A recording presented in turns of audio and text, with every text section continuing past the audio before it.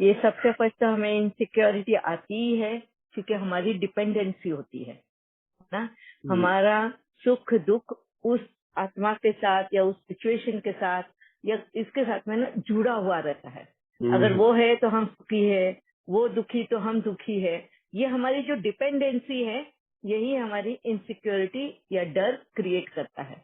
जैसे बचपन में मैंने भी अपना शुरू किया था कि मुझे हमेशा, जैसे मैं ट्रेन में ट्रैवल कर रही हूँ या प्लेन में ट्रैवल कर रही हूँ और हमेशा ऐसा लगता था कि मैं एक तरफ जा रही हूँ और मेरी फैमिली एक तरफ जा रही है। हाँ, तो वो डर हमेशा मुझे लगा रहता था कि मैं अपने फैमिली से बिछड़ जाऊंगी। तो जब भी हम बाहर कहीं पे भी जाते थे तो मैं अपनी मम्मी का पल्लू जो है ना अपने हाथ से बांध के रखती थी ताकि मैं हम लोग बिछड़े नहीं। वो इतना डर मेरे अंदर बैठा हुआ था। और वो डर इसलिए भी था क्योंकि मैं काफी छोटी थी उस वक्त, मैं गुम भी हो गई थी। कहाँ पे हम घूमने गए थे और पता नहीं मैं किसके पीछे निकल पड़ी और मेरी फैमिली और वो सब कहीं और निकल गए थे। फिर वो तो ढूंढ लिया, मेरे मन में तो यही बात अटक गई कि मैं गुम हो गई थी, मैं उसके आगे निकली ही नहीं। तो उस वजह से वो इनसिक्योरिटी मेरे मन में वो पैदा हुई।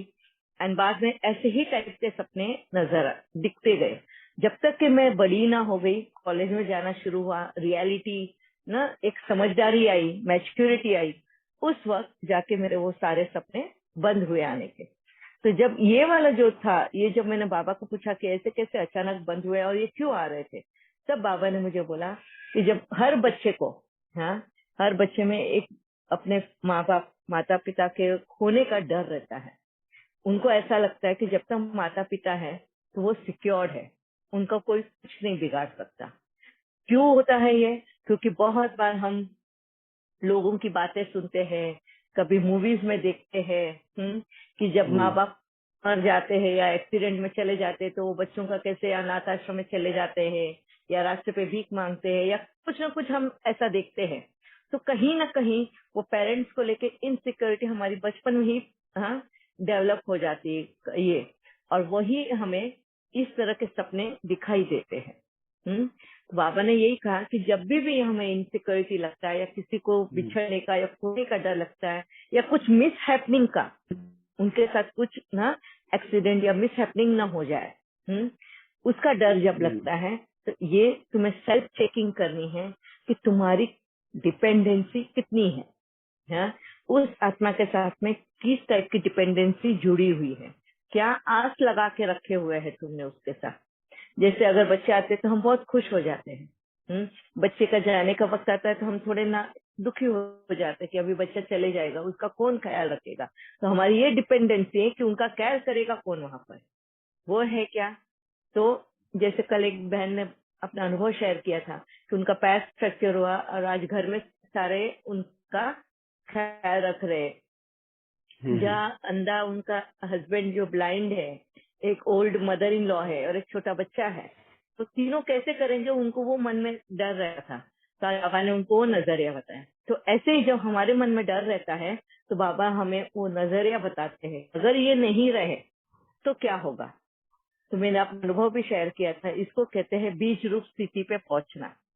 बीज रूप स्थिति जो बाबा बोलते हैं, वो बहुत बहुत डिफिकल्ट स्थिति है। उस तक पहुंचना मतलब बाबा की स्थिति तक पहुंचना है।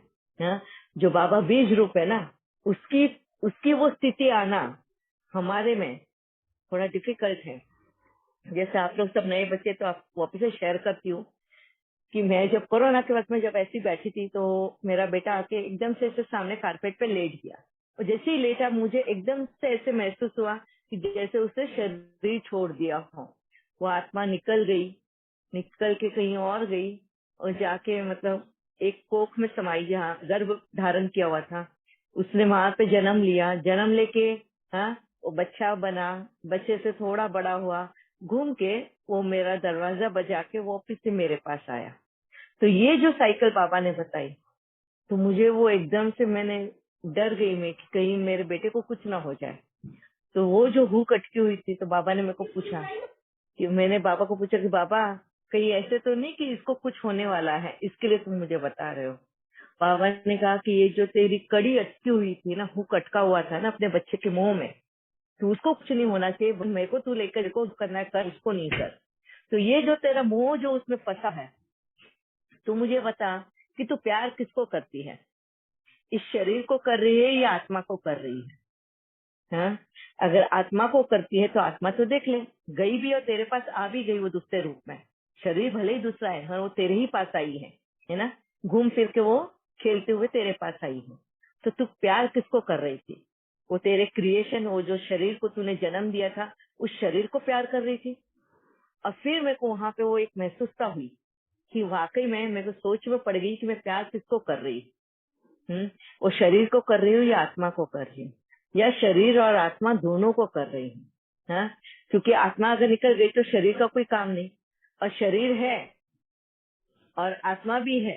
हाँ, मगर अगर वो कुछ करे ही नहीं, हलचल ही नहीं करे, तो भी कुछ मेरे को दर्द ही तकलीफ ही मिलने वाली है। तो मैं प्यार किसको कर रही हूँ? उस वक्त मुझे बाबा ने बहुत सोचने पर मजबूर किया, और फिर बाबा ने मुझे ये महसूस कराया कि जब ब्रह्मा बाबा ने भी शरीर छोड़ा, गुलजार दादी ने शरीर छोड़ा, तो शिव बाबा को कोई फर्क नहीं पड़ा था। क्यों? क्योंकि वो आत्मा को प्यार करते थे, शरीर को नहीं। शिव बाबा के पास शरीरोद्धार जो है, शरीर लेकर तो जा ही नहीं सकते, तो वो शरीर लेकर वापस से दूसरे नाम से शिव बाबा को याद करने ही वाले, शिव बाबा के पास आने ही वाले हैं। तो ऐसे ही सारी जो हमारे साथ जुड़ी हुई आत्माएं हैं, भले ही शरीर छोड़कर अगर दूर भी चले जाते हैं, और कहीं ना कहीं कोई रूप में वापस हमारे पास आते हैं, वही प्यार, वही स्नेह के साथ में जो संबंध हमारा जुड़ा है, उसी संबंध के साथ में जुड़कर आता है। तो ये है वो बीज रूप स्थिति। जब बाबा ने ये बात समझाई, तो जो डर लगा रहता था मुझे अपने बेटे को लेकर कि कहीं उसको कुछ हो न जाए, कहीं ना मिस हैपनिंग ना हो जाए, या कोरोना के वक्त में कोरोना होके जितना हमने सुना है वो ना हो जाए। तो ये सारा जब मैंने बार बार अपने माइंड में उसको मनन चिंतन किया, और अपने आप को मैंने बहुत स्ट्रांग बनाया कि यस। फिर वैसा ही जो मेरे मन में वो मेरे डैडी को लेकर जो था, मेरे डैडी जब चले गए थे, अचानक से उन्होंने शरीर छोड़ा, तो वो भी जो दर्द था वो भी चले गया कि कहीं ना कहीं वो भी मेरे सामने तो आए ही है, कहीं ना कहीं नजदीक ही है, बस शरीर अलग है ना। तो हर वक्त मुझे अभी वो दर्द से ही, दुख से ही मैं निकल गई। हाँ, क्योंकि मुझे अब पता है कि जो भी शरीर बदल रहा है, आत्मा नहीं, आत्मा तो घूम फिर के हमारे पास ही, आस पास ही रहने वाली है, और कोई न कोई स्वरूप में हमें उनकी वो आदत नजर आ जाती है, क्योंकि वो संस्कार है ना। हम बोलते हैं ना, एक आत्मा संस्कार भी लेकर आती है, तो वो संस्कार से हमें याद दिला देती है कि अरे मेरे डैडी भी ऐसे ही थे, अरे ये भी ऐसा ही करता था, है ना। तो वो आत्माएं वैसी वो संस्कार लेकर आती है। तब से फिर मेरा मन से ये जो इनसिक्योरिटी है, ये डर है, ये निकल गया। तो हमें अपने आप को ये चेक करना है कि किसी के भी लिए जब हमारे इनसिक्योरिटी लगती है, डर लगता है, तो पहचाना है कि किस बात से हम उनके ऊपर डिपेंड है, वो डिपेंडेंसी हमें उससे हटा देनी है। ठीक है जी दीदी, बिल्कुल सही बताया आपने। हाँ। दीदी बस ये थोड़ा तकलीफ होता है वो सुन के भी, फिर भी इतना समझाने के बाद में भी वो थोड़ा रहता है कि नहीं, इसको नहीं कुछ हो जाए, है हाँ ना। वो जी है, दीदी। थोड़ा मोह तो होता है। यस, हाँ जी। दीदी ये हम फिर कहे कि हमने बाबा के ऊपर रखा है, तो उसके बावजूद भी हमारे ये संकल्प क्रिएट होते हैं, तो फिर क्या हमारा निश्चय में क्या कमी है जो हम इस तरह से ये नहीं डिपेंडेंट संस्कार क्रिएट करते हैं इन चीजों को ज्ञान? नहीं, बाबा पे निश्चय है वो नहीं, पर हमें अच्छा हमारे ऊपर अभी तक कंट्रोल नहीं है अच्छा। ना। हम अभी तक उन माहौल से बाहर नहीं निकले। बाबा वही बोलते हैं 63 जन्मों के ये संस्कार है, तुम्हें एक ही जन्म का वो भी आधा ही पढ़ाओ, अभी बाकी है उसमें ही तुमको बदलना है। तो मुश्किल तो है मगर नामुमकिन नहीं, तुमको डेली उन चीजों की प्रैक्टिस करनी है। इसके लिए बाबा वो ड्रिल का, मैंने कहा ना, हमें सारी स्थितियों के ड्रिल का भी बाबा जो स्वरूप बोलता है, बीज स्वरूप, हाँ, देवता स्वरूप, ये स्वरूप, इनका सबका ड्रिल करने इसीलिए बोलता है, ताकि तुम वक्त आने पे अपनी स्थिति को डावाडोल होने से बचा पाए। तो दीदी फिर डेली हमको हमारी ये प्रैक्टिस होनी चाहिए। दीदी फिर हम जो ये यानी इनसिक्योर या जो डर वाले या कमजोर संकल्प की रचना करते हैं, तो क्या उस आत्मा की तरफ या उस भाई बहन की तरफ वो पहुंचते हैं दीदी? फिर लोग करते हैं, कहते हैं कि पहुंचते हैं, अगर हम जिस तरह से क्रिएट करेंगे, रचना करेंगे तो उन आत्मा तक भी जाएंगे, इसीलिए करें ही नहीं, करना ही नहीं चाहिए। तो यानी मैं पूछना चाहता हूँ कि नहीं, क्या वो हमारे। संकल्प अगर मैंने क्रिएट किया है, अगर ये हाँ संकल्प मैंने क्रिएट किया हुआ है उस आत्मा के प्रति, तो उसका इफेक्ट मुझे ही होने वाला है, क्योंकि ये कर्म मैंने किया। मैं उस कर्म को अगर सामने वाले आत्मा ने भी एक्सेप्ट किया, तो वो लेने का कर्म उसने किया, तो उसका भी फल उसको मिलेगा।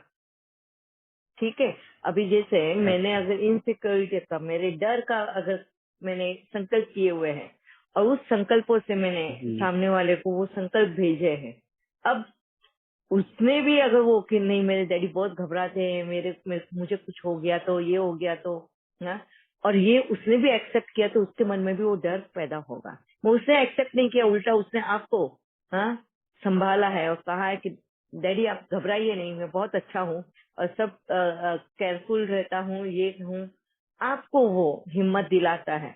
तो आपके संकल्प का आप ही पे असर होगा, उस पे नहीं होगा। ठीक है। तो आपके संकल्प भले ही एक पिता है आप, ये हम जी जी ये फर्स्ट तो हमको ये रियलिटी एक्सेप्ट करना है। एक पिता का दिल है, ये थोड़ा घबराता है, और माहौल अगर है, सिचुएशंस वैसी आती है बाहर का, वो देखने के बाद में और घबराता ही है। मैं इसी घबराहट को हाँ बाबा हिम्मत देता है कि मैं भी तो तुम्हारा पिता हूँ ना, देखो मेरी स्थिति कैसी है। मैं किसको देखता हूँ? मैं एक आत्मा को देखता हूँ। मैं जिस तरह एक आत्मा को प्यार करता हूँ, तो तुम भी एक आत्मा को प्यार करो, ना कि शरीर को। है ना? शरीर तो क्या है? विनाशी है। आत्मा अविनाशी है। यही बाबा हमें बार बार सिखाने का प्रयास कर रहा है। ठीक है। ये हमें भी अपने माइंड में डेली उसका मंथन करना है, तभी हम इस सिचुएशन से निकल पाएंगे। दीदी फिर हम जब सम्मान का प्रैक्टिस करते हैं, जैसे मैं मास्टर सर्वशक्तिवान हूँ या मैं मास्टर ज्ञान सूर्य हूँ, तो उसका क्या इफेक्ट पड़ता है? उसकी स्थिति क्या होती है? जैसे मास्टर सर्वशक्तिवान बाबा भी कहते हैं मुरली में, तो वो क्या कब हमारी स्टेट होती है? उसका क्या यानी प्रैक्टिकल फायदा होता है बाबा उसका? तुम्हें वो टाइटल देकर तुम्हें याद दिलाता है कि अरे तुम तो मास्टर सर्वशक्तिवान है। तो वो मास्टर जी सर्वशक्तिवान हम है। हमें ये याद होना चाहिए जब ऐसी परिस्थिति आए जहाँ हम जी हाँ जैसे डर या इनसिक्योरिटी से घिर जाते हैं अचानक से, तब जी तुम्हें वो याद आना चाहिए कि अरे बाबा ने तो मुझे शक्तिवान हूँ, मुझे तो जी शक्तिशाली बनना है, सामने वाली आत्मा को भी, मतलब जैसे आपके बेटे को भी जी शक्तिशाली नजर आओ। क्यों? जी क्योंकि वो मुझे रोल मॉडल के रूप में दिख रहा है। जब बाबा टाइटल देते तो हमें इन टाइटल्स को भूलना नहीं है, रट्टा नहीं लगाना कि मैं अच्छा। शक्तिवान। सवेरे सवेरे उठ के क्या तुमको याद दिलाना पड़ेगा? नहीं, हम तो है। नहीं। जी हम्म? जी। Yeah.